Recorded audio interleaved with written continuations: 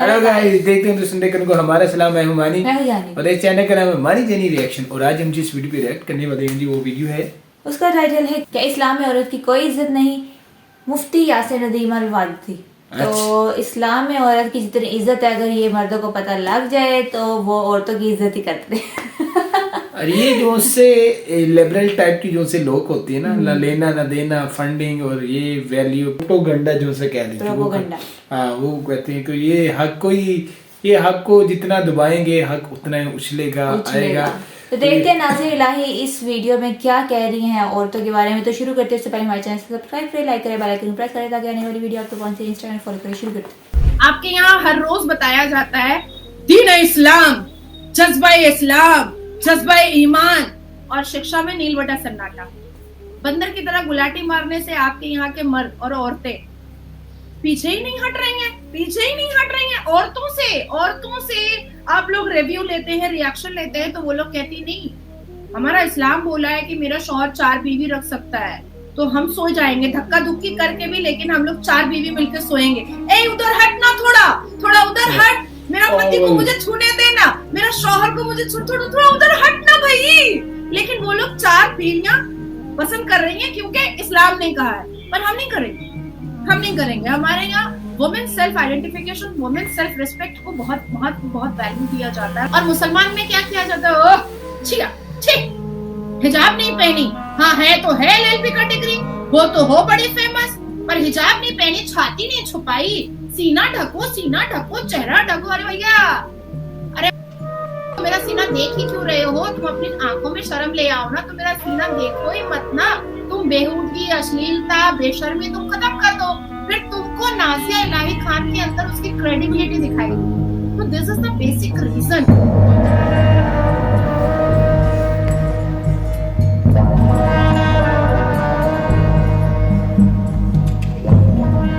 हमारी जो इंग्लिश की किताब थी, हम उसमें पढ़ रहे थे वुमेन्स राइट के मुतालिक। तो उसमें दूसरे मज़ाहिब के नज़दीक औरतों का जो स्टेटस है और औरतों की जो वैल्यू है, उसमें उनके जो स्कॉलर्स थे उनके मलफूज नकल किए गए थे, जिसमें से नसरानी जो थे उनमें से बाज़ों का कहना था कि औरत जो है शैतान का एक हिस्सा है। किसी ने कहा कि औरत जो है जहन्नम के एक दारोगा है, किसी ने कहा कि औरत जो है बुराई की बेटी है। इसी तरीके से बहुत से हिंदू जो लॉ गिवर्स थे उन्होंने अपनी किताबों में लिखा है कि औरत जो है कभी आज़ादी के लिए फिट नहीं हो सकती। और रामायण में इसी तरीके की बातें लिखी है कि मतलब इंसानों को ये जो जानवरों को, गुलामों को और औरतों को जो है पिंजरे के अंदर बंद करके रखना चाहिए। अब इस्लाम ने चूँकि औरत को अल्हम्दुलिल्लाह इज़्ज़त से नवाजा है और उसको जो है एक मुशर्रफ खातून बनाया है, लेकिन उसके बावजूद भी अल्लाह के रसूल सल्लल्लाहु अलैहि वसल्लम ने एक दफ़ा इरशाद फरमाया था कि अल-मरअतु तुक़बिलु बिसूरति शैतानी व तुदबिरु बिसूरति शैतान। तो इसमें क्या तावील की जाएगी मुफ्ती साहब, ये हमें जानना था। आप किस मदरसे में पढ़ते हैं? हम जो है दारुल उलूम नदवतुल उलमा की एक शाख है, महल बागी यूनुस। ऐसे नहीं पहले क्या नहीं, हम तो वो हमारे दोस्त थे असल में। हमारी तबीयत ठीक नहीं थी, हम सो गए थे, उसने हमें फिर बताया था बाद में। किस किताब में पढ़ा आपने ये?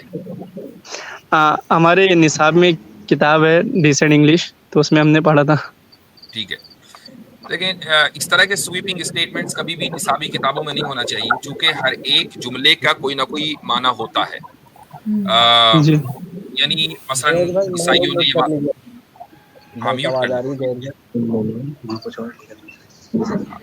ज़ैद साहब रुक जाइए, मैं म्यूट कर देता हूँ। अच्छा, तो जो जुमले आपने जिक्र किए, चाहे वो क्रिश्चियन स्कॉलर्स की तरफ से किए हों या रामायण के हवाले से जिक्र किए हों, हर एक का एक पस मंज़र होता है। ये चीज़ इंटेलेक्चुअली डिसऑनेस्ट एक बिहेवियर होगा कि हम ये कहें कि नहीं, हम रामायण के जो जुमले हैं या क्रिश्चियन स्कॉलर्स के जो जुमले हैं उन पर तो हम एज इट इज़ क्रिटिसाइज करेंगे और उनका कोई हम बैकग्राउंड समझने की कोशिश नहीं करेंगे। हाँ, लेकिन जैसे ही हदीस आ जाएगी तो अब हम ये कहेंगे कि ये बैकग्राउंड उसका है, ये है, वो है। ये मैं इस चीज़ के खिलाफ हूँ।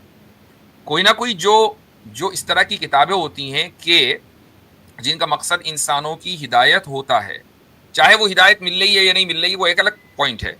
ان کا مقصد انسانوں کی بھلائی ہوتا ہے. وہ مذہبی کتابیں ہوتی ہیں تو ان کو ان کی ورسز یا آیتوں یا شلوکوں کو آؤٹ آف کانٹیکسٹ کوٹ کرنا اور ان کی بنیاد پر کوئی نتیجہ نکالنا غلط ہے. ٹھیک ہے، یہ بنیادی بات ہے. اس لیے ایسی کوئی بھی کتاب جس میں اس طرح کی بات کی گئی ہو اور آؤٹ آف کانٹیکسٹ ان کو ذکر کیا گیا ہو اقوال کو، یہ ٹھیک نہیں ہے. Point number 1. پوائنٹ نمبر 2، آپ نے جو حدیث ذکر کی کہ تقبل بسرعت الشیطان وتدبر بسرعت الشیطان، اسی طریقے سے ایک اور حدیث ہے کہ النساء حبائل الشیطان. تو رسول اکرم صلی اللہ علیہ وسلم کی اس حدیث کا بھی جو مقصد ہے وہ یہ نہیں ہے کہ عورتوں کو ڈیگریڈ کرنا یا ان کو سیکنڈ کلاس قرار دینا، یہ مقصد نہیں ہے. بلکہ مقصد یہ ہے کہ چونکہ خواتین ایموشنلی مردوں سے زیادہ پاورفل ہوتی ہیں، ایموشنز میں زیادہ اسٹرانگ ہوتی ہیں مردوں کے مقابلے میں، اور جو شخص ایموشنلی زیادہ پاورفل، زیادہ اسٹرانگ ہوتا ہے تو وہ اپنے ایموشنز میں بعض مرتبہ بہہ جاتا ہے. تو شیطان کے لیے یہ آسان ہوتا ہے کہ وہ عورتوں کے ان ایموشنز کا، ایکسیسو ایموشنز کا فائدہ اٹھا کر وہ مردوں کو گمراہ کرے اور مردوں کو راہ راست سے ہٹا دے. ٹھیک ہے، تو یہ ایک، چاہے اس میں عورت کا کوئی قصور بھی نہ ہو. میں اس کی ایک مثال دے دیتا ہوں. مثال یہ ہے سائنٹیفکلی اسپیکنگ کہ اگر ایک مرد اور ایک عورت اجنبی دونوں ایک کمرے میں ہوں، دونوں اجنبی ہیں، ان کا ایک دوسرے سے کوئی تعلق نہیں ہے، تو مرد کے اندر، چاہے عورت جو ہے وہ بالکل پاکیزہ ہو، پاک باز ہو، اس کے ذہن میں کوئی گندگی نہ ہو، اور مرد کتنا ہی اللہ ہے کہ وہ نبی ہو، بات الگ ہے، وہ کتنا ہی شریف کیوں نہ ہو، مرد کے ذہن میں یہ خیال ضرور آئے گا کہ یہ عورت اس کے ساتھ مطلب یہ کہ کوئی ایسا غیر اخلاقی عمل کیا جائے یا نہ کیا جائے. ہاں وہ نبی ہو تو بات الگ ہے. اور یہ ٹیسٹوسٹرون لیول ایک دم بڑھتا ہے. اسی وجہ سے حدیث میں رسول اکرم صلی اللہ علیہ وسلم کا ارشاد ہے کہ مرد اور عورت جب ایک ساتھ ہوں گے تو تیسرا شیطان ہوگا. اب یہ جو تیسرا شیطان ہے، یہ کیا مطلب ہے اس کا؟ اس کا مطلب یہ ہے کہ شیطان مرد کے ذہن میں یہ خیال ڈالے گا کہ وہ عورت کے ساتھ غیر اخلاقی حرکت کرے، چاہے مرد اس خیال کو جھٹک دے، اور یہی اس کے نیک ہونے کی دلیل ہے. اللہ قول پڑھ کر وہ اس جگہ سے نکل جائے، اس کا مطلب نیک ہے. اس میں عورت کی کوئی غلطی نہیں ہے، لیکن چونکہ شیطان نے اس عورت کو استعمال کیا ہے، اس بنیاد پر رسول اکرم صلی اللہ علیہ وسلم نے یہ فرمایا. اس کانٹیکسٹ کی بنیاد پر ہمیں تمام ان اقوال کو سمجھنا پڑے گا، صرف حدیث ہی نہیں بلکہ وہ جو دوسرے کتابوں کے اندر جو شلوک آئے ہیں یا ورسز آئے ہیں ان کا بھی کوئی نہ کوئی کانٹیکسٹ ہوگا. اگر یہی ہے تو بالکل ٹھیک ہے، اور اگر یہ نہیں ہے کچھ اور ہے تو پھر وہ بتانا چاہیے کہ وہ کیا ہے. جی ٹھیک ہے، جزاک اللہ. اگر اجازت ہوتی تو باقی کے بھی 2 سوال اگر ہم کر لیں. باقی پھر اگلی مرتبہ ہے. جی انشاءاللہ. ہونا ایک سوال جیسے ایک یہ تھا، بس ایک چھوٹا سا، کہ جیسے ابھی آپ نے کہا کہ مطلب جیسے اللہ کے رسول صلی اللہ علیہ وسلم کا جو مقصد تھا وہ یہی تھا جو آپ نے کہا جذبات والا، تو ہمیں یہ چیز کیسے پتہ چلے گی کہ آپ علیہ الصلوۃ والسلام کا مقصد یہی تھا اس کے پیچھے؟ وہ اس لیے کہ آپ صرف ایک حدیث کو دیکھ کر فیصلہ نہیں کریں گے، بلکہ آپ جو تمام اوور آل نصوص ہیں، قرآن کی آیتیں ہیں، سب کو سامنے رکھیں گے. اسی کو ہم بولتے ہیں کنسسٹنٹ اینڈ کوہیرنٹ. اسلام میں کوہیرنس بھی ہے اور کنسسٹنسی بھی ہے. ایسا نہیں ہے کہ ایک جگہ کچھ اور بات ہے، دوسری جگہ کچھ اور بات ہے. یعنی آپ صلی اللہ علیہ وسلم نے عورتوں کی بذات خود عورت ہونے کی بنیاد پر کہیں بھی برائی نہیں کی ہے، بلکہ عورت کو تعظیم دی ہے. آپ خود ہی کہہ رہے ہیں کہ بھئی اسلام کے اندر جو ہے عورت کو تعظیم ہے. کہاں سے آپ کو پتہ چلا؟ آپ کو پتہ چلا قرآن کی نصوص سے، آپ کو پتہ چلا بہت سی احادیث سے. رسول اکرم صلی اللہ علیہ وسلم کی امہات جو ازواج مطہرات تھیں، جو امت کی مائیں ہیں، ان کو یہ مقام کیوں دیا گیا ماں ہونے کا؟ حالانکہ وہ عورت تھیں. تو اگر عورت جو ہے ڈیگریڈڈ ہوتی، ایک ایسی اسپیشی ہوتی کہ جس کا یعنی انسانیت سے کوئی لینا دینی، اس کو کیج میں بند کر دو، تو پھر ان خواتین کو، ازواج مطہرات کو امہات المومنین کیوں قرار دیا جاتا کہ آج ہم نام لیں تو رضی اللہ عنہا کے بغیر آگے نہ بڑھے؟ تو بات یہ ہے نا، رسول اکرم صلی اللہ علیہ وسلم کی جب وہ رضاعی ماں آئیں تو آپ صلی اللہ علیہ وسلم کھڑے ہو کر چادر بچھائیں اور اس کے اوپر ان کو بٹھائیں. یہ تعظیم ایک عورت کی ہوئی نا.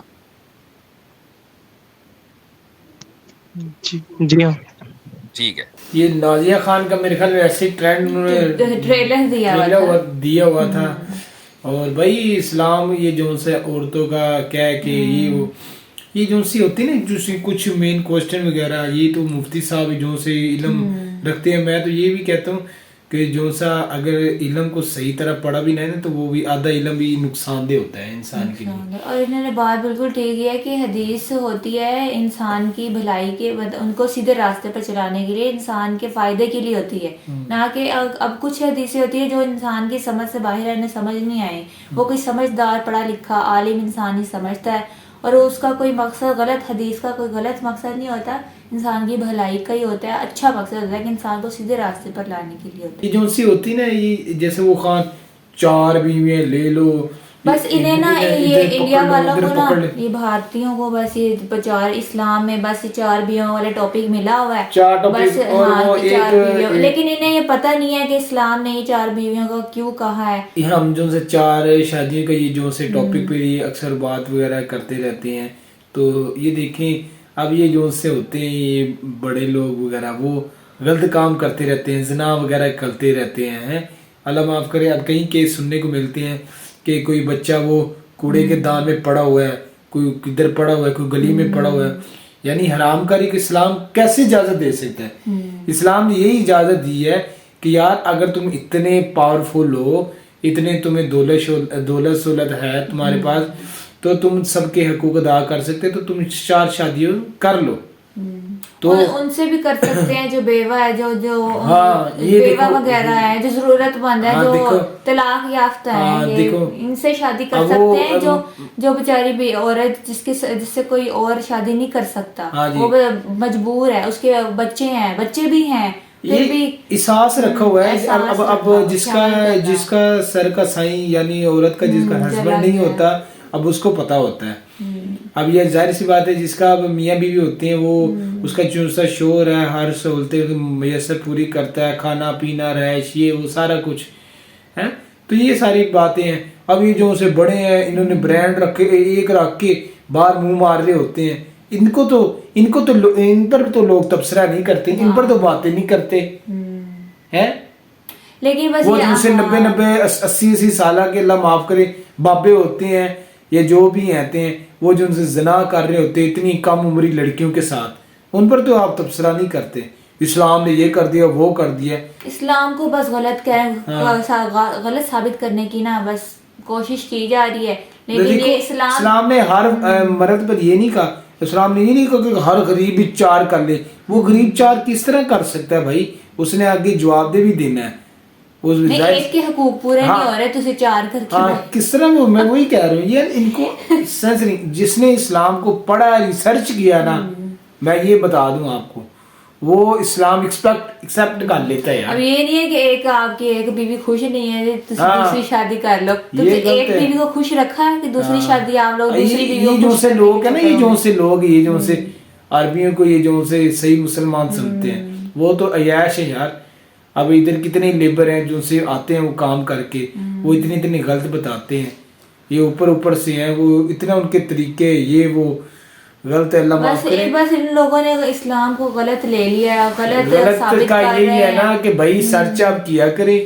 آپ ایویں نا منہ اٹھا کر ایک آپ نے آیت پڑھی اور اس کا یہ مطلب اس کی گہرائی پہ جایا کرے نا. اور مسلمانوں کی لاپ آ کر کے رکھ دی نازیہ الہی نے. یہ تو شروع میں جو بول رہی ہیں بکواس کر رہی ہیں, تو غصہ آ رہا موت ہے نہیں ہے, تمیز ان کو ہے نہیں, ہوتی نہیں ہے.